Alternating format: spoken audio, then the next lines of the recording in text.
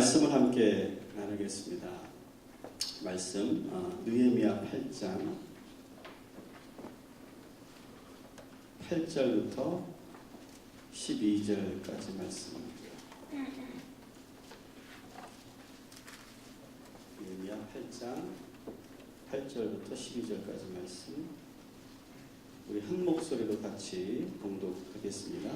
하나님의 율법책을 낭독하고 그 뜻을 해석하여 백성이 그 낭독하는 것을 다 깨닫게 하니 백성이 율법의 말씀을 듣고 다 우는지라. 총독 느헤미야와 제사장 겸 학사 에스라가 백성을 가르치는 레위 사람들이 모든 백성에게 이르기를, 오늘은 너희 하나님 여호와의 성인이 슬퍼하지 말며 울지 말라 하고, 느헤미야가 또 그들에게 이르기를, 너희는 가서 살찐 것을 먹고 단 것을 마시되 준비하지 못한 자에게는 나누어 주라. 이날은 주의 성일이니 근심하지 말라. 여호와를 인하여 기뻐하는 것이 너희의 힘이라 하고, 레위 사람들도 모든 백성을 정숙하게 하여 이르기를, 오늘은 성일이니 마땅히 조용하고 근심하지 말라 하니, 모든 백성이 곧 가서 먹고 마시며 나누어 주고 크게 즐거워하니, 이는 그들이 그 읽어 들려준 말을 밝히 알미라. 아멘. 오늘 여러분 주보에 보시면 말씀 제목이 나와 있죠. 말씀 제목이 뭡니까? 기쁨의 50일 해가지고 오늘 말씀을 함께 나누고자 합니다. 이 기쁨의 50일은 단순한 제목이 아니라 우리 교회의 절기입니다. 우리 교회의 절기. 그리고 부활주일을 우리가 마쳤죠, 그죠? 우리는 부활절만 부활절기라고 생각하는데, 원래 우리 교회 이력에 따르면 부활절이 끝나고 나서도 계속해서 그 부활의 기쁨과 부활의 그 능력을 함께하는 그 시간을 우리는 기쁨의 50일 이렇게 해서, 초대교회에서는 부활절 이후 언제까지냐 하면 50일. 50일은 언제일까요? 성령 강림절까지. 언제부터요? 부활절부터 성령 강림절까지.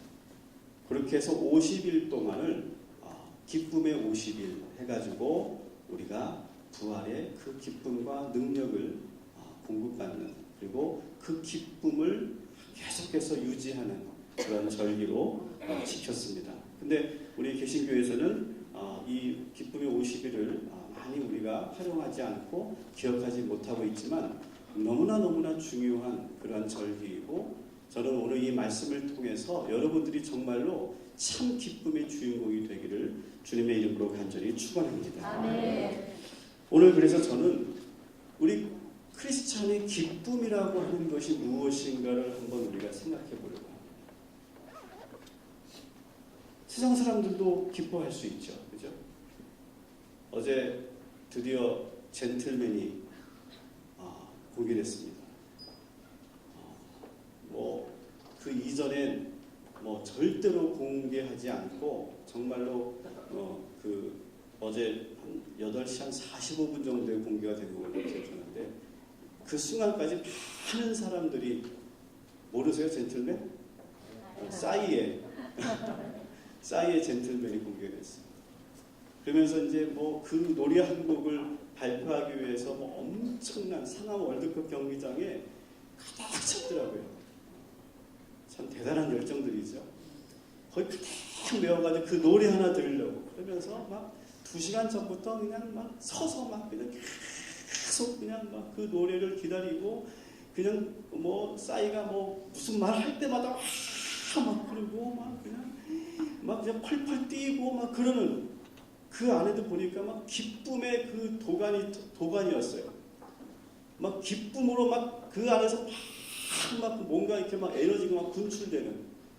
또 그러면서 와이어를 타고 또 이제 그 싸이가 그 상암 경기장 위에서 그냥 날아다니는 거, 마치 신처럼 막 날아다니면서 막 그 열광하는 그 관객들에게 막 그냥 함께 막 호흡하고, 그게 너무 막 행복했을 것 같아. 내가 봐도 너무 행복하니까 막 싸이가 막 눈물을 흘리고, 아주 진짜 과간도 아니었어. 그 싸이가 세계적인 그러한 또 뮤지션이 됐기 때문에 저도 무관심할 수는 없었기 때문에 저도 지켜봤어요. 근데 끝나고 나서 제가 딱 들은 느낌은 별거 아니네. 정말 그게 기쁨일까? 정말 그렇게 와이어를 타고 막 날아다니면 정말 행복할까? 그리고 그 기쁨이 영원할까? 거기에 참여했던 사람들은 와, 정말 역사적인 순간이 현장에 내가 왔다고 해서 정말로 영원히 내가 그 순간을 기억하면서 계속해서 행복해질까? 여러분 어떠실 것 같으세요? 여러분 크리스찬의 기쁨은 어디서 나오는 것입니까? 오늘 우리는 그것을 한번 쭉 따라가 볼까요? 오늘 이 느헤미야 말씀을 우리 여러분 8장이 적어도 8장 있는 말씀 오늘 저는 여러분들이 한번 돌아가셔서도 한번 찬찬히 읽어보시면 좋겠어요. 근데 거기서 너무나 귀한 말씀을 우리가 얻게 되죠. 8장 10절에 보면 따라합시다. 여호와로 인하여 기뻐하는 것이 너희의 힘이다. 이전에 개역 성경에 보면 여호와를 기뻐하는 것이 너희의 힘이다 라고 해가지고 좀 더 이렇게 많은 것을 생각하게 되는 그런 문장이었어요. 근데 이제 좀 새롭게 번역이 되면서 좀 더 명료해졌죠. 여호와로 인하여 기뻐하는 것이 뭐라고요? 너희의 힘이다. 여러분 우리의 삶의 힘의 원천은 어디 있느냐? 여호와를 기뻐하는 것임을 믿으시기 바랍니다. 아멘. 다른 것이 아니에요. 싸이의 젠틀만의 노래를 들으면서 기뻐하는 것이 아니라 여호와로 인하여 기뻐할 때 그 기쁨을 우리가 내 것으로 만들 수 있을 때 거기서 뭐가 나온다? 힘이 나온다. 아멘. 여러분 잘 기억하세요. 여호와가 우리의 힘이다라고 말하는 게 아니에요. 그죠? 여호와가 우리의 힘이다라고 하는 것이 아니라 여호와를 기뻐하는 것이 우리의 힘이다. 아멘. 여호와를 기뻐하는 것. 근데 이 기쁨, 이 여호와를 기뻐하는 것이 좀 더 무엇인가를 우리가 이 느헤미야 8장 말씀을 우리가 좀 더 봐야 되겠죠. 이것은 여호와로 인하여 기뻐한다는 것을 다시 말하면 하나님의 말씀과 연결되어 있어요. 하나님의 말씀을 그들이 들었더니 하나님의 말씀을 그들이 내 안에 그 말씀이 들어오니까 하나님의 말씀이 내 안에 역사하고 능력으로 나타나니까 기뻐하게 되더라는 것이죠. 따라합시다. 말씀을 사모해야 합니다. 지금 이 장면은 느헤미야와 에스라가 모든 이스라엘 백성들 앞에서 이제 하나님의 말씀을 들려주는 거예요. 에스라가 하나님의 말씀을 들려줄 때 모든 이스라엘 백성들은 사실은 타국에서 태양살이 하면서 이제 돌아왔고 또 그 예루살렘에 남아있던 사람들도 제대로 예배 한번 드리지 못하고 제대로 말씀 한번 읽지 못하는 그런 피폐한 삶을 영적으로 갈급한 상황에 있었거든요. 그때 에스라가 우리에게 들려주는 그 말씀을 들으면서 거기서 새로운 기쁨을 누리고 있습니다. 그래서 저들은 수문학 광장에 모두 모였어요. 월드컵 상하 경기장보다 더 많은 사람이 모였어요. 수문학 광장에 모두 모여서 그리고 그 말씀에 아주 긴 시간 동안 여러분들은 이 설교 20분 듣는 것도 힘들어가지고 벌써 눈 감고 계시는데 제가 이렇게 소리를 질러도 눈 감고 계신 분들은 도대체 뭐냐고요? 어제 뭐 하셨냐고요? 도대체 눈 뜨세요. 뭐 했어요? 묵상했다. 눈 뜨세요. 여기 왜 오셨어요? 긴 시간 동안 말씀을 들었어요. 가장 매운 곳에서 마이크도 없는 곳에서 와이어 줄도 없는 곳에서 에스라가 전하는 그 말씀을 들었어요. 그 말씀 한 구절 한 구절을 들으면서 사모했어요. 그리고 말씀이 끝날 때마다 한 구절이 끝날 때마다 저들은 모든 백성들은 머리를 굽히면서 그 말씀 앞에 인사했어요. 이것은 어제 그 싸이의 콘서트보다 더 멋있는 광경이었겠죠. 야광 스틱을 들고 막 흔드는 것보다 더 아름다운 모습이었어요. 여러분 말씀을 사모하는 마음이 있을 때 우리에게 하나님의 능력이 나타나게 될 줄 믿습니다. 아멘. 따라합시다. 말씀이 일치되어야 합니다. 근데 그 말씀이 딱 들려지니까 어떻게 되냐면 그 말씀이 들려지니까 이스라엘 백성들의 마음속에 그 말씀이 쑥 들어가니까 어떻게 됩니까? 자기도 모르게 자기의 잘못이 자기가 온전히 예배하지 못했던 것이 떠오르는 거예요. 자신의 삶이 뒤돌아보게 되는 거예요. 그러면서 뭐가 됐을까요? 울기 시작해요. 회개의 눈물을 또 막 쏟아내기 시작해요. 그러면서 말씀이 큰 위로가 됩니다. 그 말씀의 위로를 받으면서 또 울기 시작해요. 어떤 사람은 회개의 눈물을, 어떤 위로의 눈물을, 어떤 사람은 행복의 눈물로 막 그 이스라엘 백성들의 눈물로 뒤범벅이 돼요. 여러분, 말씀이 여러분 안에 들어가서 그 말씀이 여러분들의 감정을 바꾸고 여러분의 생각을 바꾸고 여러분의 어떠한 그런 태도를 바꾸고 여러분의 그 잘못된 부정적인 그 모든 것들을 말끔하게 씻어내는 그 놀라운 체험을 여러분 해보셨습니까? 그 안에서 여호와의 능력이 나타나게 되는 것입니다. 이들은 또한 말씀을 다 듣고 나서 어떻게 했냐면 말씀대로 행했어요. 이제 그 말씀에 에스라의 말씀에 초막절에 대한 말씀을 소개했어요. 그냥 말씀으로만 들었던 내용인데 이제 우리가 이 초막절을 제대로 한번 지켜보자. 말씀한 대로 말씀하신 그대로 한번 지켜보자 라고 저들이 그대로 지켰더니 우리 12절 말씀을 한번 볼까요? 12절 한번 같이 읽어보겠습니다.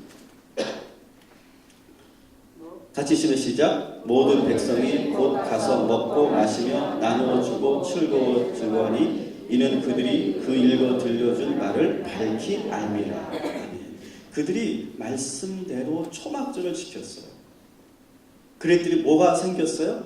기쁨이 생겼어요. 그죠? 12절 보니까 그들이 그 읽어 들려준 말을 밝히 알게 되면서 이해하게 되면서 깨닫게 되면서 그 안에서 그것을 그대로 행했더니 거기서 기쁨이 시작됐다. 여러분 듣지만 마시고 그대로 행할 때에 그대로 실천할 때에 놀라운 일들이 여러분에게 나타날 것이고 그 안에서 기쁨이 충만하게 될 줄 믿습니다. 아멘. 이게 오늘의 이 말씀이 아주 중요한 글자예요. 근데 우리가 이 말씀으로 인하여 우리에게 기쁨이 들어오는 그 상태, 그것을 좀 더 구체적으로 설명한 그런 영성가가 있어요. 그 누구는 성 프란치스코예요. 여러분 아시죠? 성 프란치스코. 이 성 프란치스코가 기쁨의 영성에 대해서 우리에게 얘기해요. 말씀을 통해 여호와를 기뻐하면 어떤 상태가 되는가를 설명해 주고 있어요. 성 프란치스코가 제자들과 함께 이러한 대화를 나눕니다. 선생님이 묻습니다. 지금 우리들에게 기쁜 일은 무엇인가? 이렇게 묻습니다. 그들이 한 제자가 기쁜 소식을 선생님에게 들려줍니다. 선생님, 파리 대학의 교수들이 모두 우리 수도원, 우리 형제회에 들어왔다고 합니다. 그런데 이 프란치스코가 말합니다. 그것은 우리에게 기쁜 일이 아니다. 또 묻습니다. 우리에게 진정으로 기쁜 일은 무엇인가? 그런데 또 한 제자가 또 기쁜 소식을 가져옵니다. 선생님, 그것뿐만 아니라 고위 성직자들과 대주교와 주교들과 그리고 심지어는 프랑스의 왕과 심지어는 영국의 왕까지 우리 형제회에 들어왔다고 합니다. 다시 말하면 뭐예요? 이 형제회가 유명해졌다는 거죠. 이 수도원이 이제 전 세계적인 수도원이 됐다는 의미죠. 그런데 그것도 우리에게 기쁨이 될 수 없다. 그러니까 제자들은 그러면 참 기쁨이라는 것은 무엇입니까? 라고 이 프란치스코에게 묻습니다. 그런데 이 프란치스코가 자기의 경험을 이야기합니다. 내가 페루지아에서 이 수도로 돌아오는 동안 그때는 추운 겨울이었다. 너무나 추운 겨울이었고 칠흑 같은 어둠 속에서 가고 있는데 너무나 어두운 나머지 내가 그 진상에 빠져. 그 진상에 빠져서 온 몸이 그냥 흙탕물로 뒤범벅이 됐고 한 추운 겨울날 그 수도원 복이 다 얼어붙고 그리고 그 밑에 있는 그 자락이 꽁꽁 얼어붙은 그런 얼어붙은 것 같이 돼가지고 다친 그 다리를 계속 닿으면서 계속 상처를 내는 거예요. 그래서 온 몸에 피가 나고 그 밑에 계속 피가 흐르고 있어요. 온 몸이 막 쓰라리고 온 몸이 막 버들버들 떨리고 배고프고 춥고 어디 잠깐이라도 눈을 붙일 만한 곳을 찾기 위해서 어느 집에 문을 두드렸는데 아무도 자기를 만나주지 않고 오히려 욕을 하는 거예요. 너 같은 놈은 필요 없다. 꺼져라. 더 이상 우리에게 오지 말아라고 계속 말하는 거예요. 그럴 때 프란치스코가 이렇게 말합니다. 그 누구도 나를 맞이해주지 않고 이 추운 겨울날 온몸이 만신창이가 된 그 상태에서도 내 마음을 빼앗기지 않는다. 내 마음의 평정을 잃지 않는 것. 그것이 참 기쁨. 사랑하는 성도 여러분, 우리 크리스찬의 기쁨은 무엇입니까? 어떠한 상황에서도 마음을 빼앗기지 않아요. 어떠한 상황에서도 여러분 마음을 빼앗기지 않게 되시기를 주님의 이름으로 간절히 축원합니다. 그래서 저는 그리스 시대의 철학자이면서 노예였던 그 당시 노예제죠, 그죠? 노예였던 에픽테토스라고 하는 그 노예이자 철학자의 말을 저는 참 좋아요. 그는 그렇게 말하죠. 내가 상처받지 않기로 작정하면 그 누구도 나에게 상처를 줄 수 없다.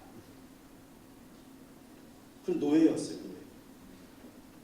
엄청나게 많은 혹독한 시련과 그리고 그 고된 노동에 시달렸겠죠. 그리고 온갖 욕설과 비인간적인 대우를 받았겠죠. 그러나 그는 그렇게 말합니다. 내가 상처받지 않기로 작정하면 그 누구도 내 마음을 빼앗아갈 수 없다. 여러분, 이것이 진정한 그리스도인의 참 기쁨이라는 사실을 기억하시기 바랍니다. 우리 이 기쁨을 누려야 돼요. 우리가 이 기쁨의 50일을 우리가 지내는 동안에 우리는 이 기쁨을 누리는 저와 여러분이 되기를 주님의 이름으로 간절히 축원합니다. 성경에 보면 여기에 관련된 구절의 말씀이 너무나 많습니다. 여러분 꼭 한번 노트해 놓으시고 그리고 그것을 한번 집에 가서 꼭 읽어보세요. 마태복음 5장 11절부터 12절 말씀에 이런 말씀이 있어요. 나로 말미암아 너희를 욕하고 박해하고 거짓으로 너희를 거슬려 모든 악한 말을 할 때에는 너희에게 뭐가 있다? 복이 있나니. 어떻게 알아? 기뻐하고, 따라합시다. 기뻐하고 즐거워하라. 그때에 기뻐하고 즐거워하고. 역설이죠. 어떻게 이렇게 가능할까요? 그러나 우리 크리스찬들은 그것이 가능한 줄 믿으시기 바랍니다. 우리들은 그것이 가능해. 세상 사람들은 그것을 이해하지 못한다 할지라도 우리는 그것이 가능함을 믿으시고 우리는 그 기쁨을 우리 것으로 만드는 저와 여러분이 되시기를 주님의 이름으로 간절히 축원합니다. 또 베드로전서 4장 13절에 이런 말씀이 있어요. 오히려 너희가 그리스도의 고난에 참여하는 것으로 뭐하라? 즐거워하라. 이는 그의 영광을 나타내실 때 너희로 즐거워하고 기뻐하게 하려 합니다. 고린도후서 12장 10절의 말씀이 있어요. 그러므로 내가 그리스도를 위하여 약한 것들과 능욕과 궁핍과 박해와 권고를 기뻐하느니 이는 내가 약한 그때에 가나니라. 내가 능욕과 궁핍과 박해와 권고를 뭐 한다고? 기뻐한다. 여러분, 이 기쁨을 여러분의 것으로 만드시기를 주님의 이름으로 간절히 축원합니다. 보통 사람들은 언제 기뻐할까요? 일이 잘 풀릴 때 기뻐합니다. 내가 갖고 싶은 것을 소유했을 때 기뻐합니다. 내가 목표한 것을 이루었을 때 기뻐합니다. 그러나 믿는 사람들은 어디에서 기쁨을 유지할 수 있느냐? 오히려 그 고통 속에서도 고난 속에서도 배반 속에서도 기뻐할 수 있다는 사실. 이것을 우리가 믿음으로 사모하고 구하는 저와 여러분이 되기를 주님의 이름으로 간절히 되시기를 축원합니다. 그래서 그 어떤 것도 우리의 기쁨을 빼앗아 갈 수 없다. 이것이 성 프란치스코가 우리에게 전해주는 것입니다. 그리스도인의 기쁨을 우리가 누리기 위해서 제가 좀 전에 얘기했던 걸 다시 한번 정리해서 한번 얘기해 본다면 따라합시다. 관점을 바꿔야 합니다. 여러분, 우리의 기쁨의 그 원천이 어디로부터 시작되는가를 여러분이 잘 생각해 보세요. 내가 언제 기쁜가를 잘 생각해 보세요. 언제 기쁜가? 우리 아들이 시험 잘 봤을 때 기쁘죠. 저도 참 기쁘더라고요. 근데 못 보면 어떻게 될까요? 속상하고 곤전생각 나는 거죠. 그런데 그 상황에서도 기뻐해야 돼요. 근데 어떻게 기뻐할 수 있을까? 무조건 내가 그냥 웃으면 되는 것일까? 하하하 웃고 있으면 내가 기뻐하는 것일까? 그거는 기쁨이 아니라 뭐죠? 조증이죠. 그건 빨리 병원 가봐야 돼. 기쁨의 방향을 바꾸라고 했어요. 기쁨의 방향. 기쁨의 관점을 바꾸는 거다. 근데 이 프란치스코가 뭘 얘기하냐면 두 가지를 얘기해요. 하나님이 내가 사랑하는 나와 함께하는 동역자에게 동료에게 이루시는 그 하나님의 역사하심을 바라보면서 기뻐해요. 다시 말하면 내가 잘 되는 것으로 인해서 기뻐하는 건 누구나 알 수 있는 거죠. 하지만 뭘 해야 되느냐? 내 옆에 있는 사람이 잘 되는 것, 하나님의 인도하심으로 하나님의 축복으로 잘 그것이 이루어지는 것을 형통하는 것을 볼 때 그것을 기뻐할 수 있어요. 배 아파하지 말고 그것을 기뻐할 수 있어요. 이것이 진정한 그리스도인의 기쁨이다.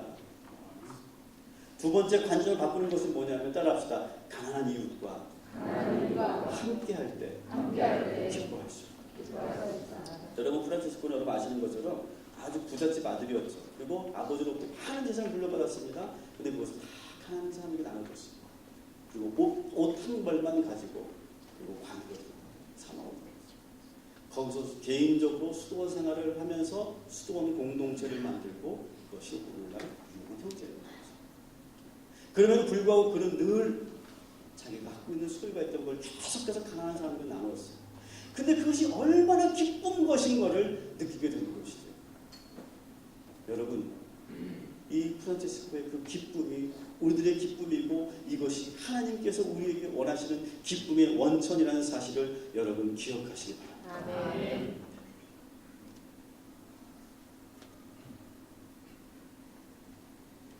그리고 프란치스코가 세 번째로 얘기하는 것이 있는데 기쁨의 원천, 기쁨의 영원한 기쁨을 소유하는 방법이 무엇이냐? 이제는 내가 기쁜 것이 아니라 어떻게 하면 하나님을 기쁘게 할까를 찾아요.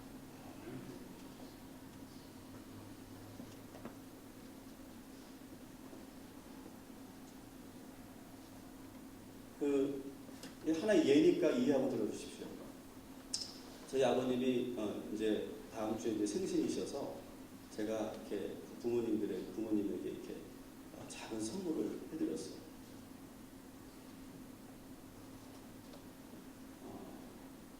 근데 그 선물을 해드리고 나서 제가 기뻤어요. 왜 기뻤을까요? 우리 부모님이 기뻐하는 모습을 보면서 기뻤어요. 근데 그 돈으로 나를 위해 썼어도 기뻤겠죠. 그래서 나를 위해 썼어도 좋았을 거예요. 근데 그것을 내가 부모님에게 드리고 부모님이 기뻐하는 모습을 보면서 또 다른 기쁨이 들어요. 마찬가지예요. 여러분들이 신앙생활을 하면서 내가 기뻐지기 위해서 내가 행복해지기 위해서 하는 신앙생활에서 벗어나서 어떻게 해야 되느냐? 하나님을 기쁘시게 하는 삶으로 여러분이 가보시기 바랍니다. 그리고 하나님께서 기뻐하는 모습을 여러분들이 느껴보시기 바랍니다. 거기서 진정한 기쁨이 있더라고요. 아멘. 이 기쁨은 영원히 빼앗길 수 없는 기쁨이더라고요. 여러분, 여러분의 신앙이, 여러분의 기도가, 여러분의 그 모든 헌신과 사역이 나를 위한 것이 아니라 하나님을 기쁘시게 하는 사역이 되고 여러분의 모든 인생이 오직 먹든지 마시든지 무엇을 하든지 뭐를 위해서 하라? 아버지 하나님의 영광을 위해서요. 아멘. 하나님의 기뻐하시는 것이 무엇인가에 거기에 초점을 맞추어 살아라. 그럼 뭐가 찾아온다 우리에게? 기쁨이 샘솟듯 그 기쁨이 마르지 않게 될 것이다. 아멘. 저는 이 말씀으로 한 주가 얼마나 큰 은혜 가운데 있었는지. 그래서 고린도후서 5장 9절에 보면 이런 말씀이 있죠. 그런즉 우리 몸으로 있든지 떠나든지 따라합시다. 주를 기쁘시게 하는 자가 되기를 힘써라. 여러분의 몸이 있든지 없든지 주를 기쁘시게 하는 자. 그럴 때 진정한 기쁨이 내가 나의 기쁨을 위해서 기도하지 마라. 어떻게 하면 하나님을 기쁘시게 하는 것인가? 초점을 맞추고 기도. 그렇게 하면, 그렇게 희생해라. 그렇게 봉사해라. 내가 나의 유익을 위해서 무엇을 소유하고 성취하고 내가 그것을 산 것보다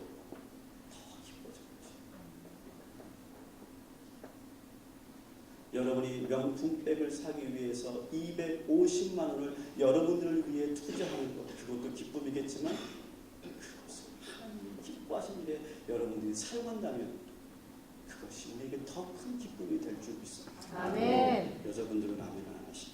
아멘. 했어요. 했어요? 로마서 12장 1절 2절의 말씀을 한번 제가 더 읽어드릴게요. 잘 들어보세요. 그러므로 형제들아 내가 하나님의 모든 자비하심으로 너희를 권하노니 너희 몸을 하나님이 어떻게 하시는? 기뻐하시는 거룩한 산 제물로 드리라. 또 2절에 이런 말씀이 있어요. 너희는 이 세대를 본받지 말고. 이 세대는 어떤 세대일까요? 나를 위해서, 나의 기쁨을 위해서, 나의 행복을 위해서 사는 세대. 이 세대를 본받지 말고 오직 마음을 새롭게 하고 변화를 받아서 어떻게 하라고요? 하나님의 선하시고 기뻐하시고 온전한 뜻이 무엇인지 분별해라. 하나님이 기뻐하시는 일이 무엇인지에 초점을 맞추어서 여러분의 마음을 쓰소라. 거기 기쁨이 있다. 말씀을 이제 마무리합니다. 한번 제가 쭉 정리합니다. 우리는 기쁨의 50일을 지금 보내고 있다고 했습니다. 이 기쁨의 50일 여러분 보내면서 참 기쁨, 크리스찬만이 갖는 참 기쁨의 주인공들 되시기 바랍니다. 어떻게 하면 그 기쁨을 유지하며 충만하게 우리가 할 수 있다고 말씀드렸습니까? 여호와를 기뻐하십시오. 여호와를 기뻐하는 것이 우리의 힘의, 우리의 능력의 원천임을 기억하시기 바랍니다. 그리고 여호와를 기뻐하기 위해서 말씀 안에서 그 기쁨을 누리시기 바랍니다. 말씀을 사모하시고 말씀이 내 안에 들어와서 내가 변화되는 그 감격을 여러분 체험하시고 그 말씀을 그대로 한번 여러분 순종하시고 실천해 보시기 바랍니다. 거기에 놀라운 기쁨이 있다는 것이죠. 그리고 어떠한 상황 속에서도 어떤 환난과 고난 속에서도 기쁨을 빼앗기지 않으려고 몸부림치며 그것을 지켜내는. 그래서 저는 항상 기뻐하라라고 하는 말을 저는 이렇게 다시 해석하고 싶어요. 항상 기뻐하라라고 하는 말은 뭐냐? 따라합시다. 깨어있어라. 마음을 빼앗기지 말아라. 분노에 너희의 그 마음이 흡수되지 마라. 절망감에 빠져들지 말아라. 프란시스코 뭐라고까지 얘기하냐면 너희들이 죄를 지었다 할지라도 그 죄를 지었을 때에도 기쁨을 빼앗기지 마라. 너무 심한 죄책감에 빠지지 않도록 주의해라. 너가 너 자신을 공격하지 않도록 주의해라. 어떤 상황에서도 기쁨을 빼앗기지 마라. 이것이 바로 항상 기뻐하라. 어떤 조증 상태가 되라는 것이 아니야.